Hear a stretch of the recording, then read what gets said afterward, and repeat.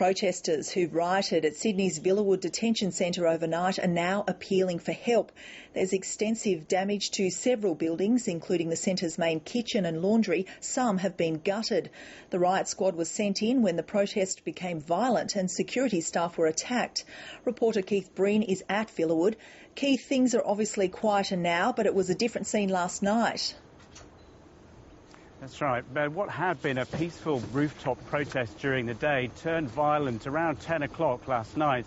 That's when about 100 detainees on the ground confronted the private security guards here. We're told they confronted them with fire extinguishers, and they then built up a barricade of mattresses and furniture, and then the authorities say they set fire to that barricade. Now, the fire spread very quickly through demountables, 9 in total, which included a medical centre, a computer room, and various, the kitchen, the canteen, various other buildings here were completely destroyed.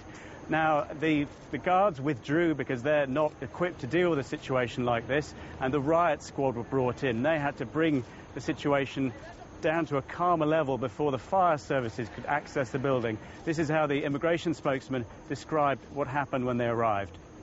It took some time for the firefighters to be able to gain entry. It wasn't until New South Wales Police Public Order and Riot Squad were here promptly, escorted the firefighters back into the centre. They had roof tiles and other pieces of furniture being hurled at them by some of the detainees. Right now, some of the detainees are still on the roof and the riot squad has been called in again. What's happening at the moment? That's right. There's about 6 detainees still on the roof. We're told Kurdish, Iranian and Iraqi. They're still on the roof, but the authorities appear to be taking a very non-confrontational approach with them at this stage. The riot squad are still on site. We saw them entering the building earlier, but what they appear to be doing is escorting the fire services around the site just to see which buildings are damaged, which ones are still safe. We're told, other than the 6 who are on the roof now and who remain on the roof, the other 400 detainees are under lock and key and are in a secure environment now. There are suggestions that criminal charges could be laid.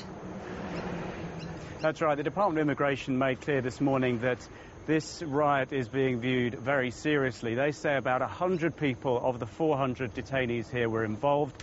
It is a criminal investigation, and if they find people responsible for the criminal acts they say were caused here, there will be ramifications. They've warned that anyone who's seeking asylum, who is then found guilty of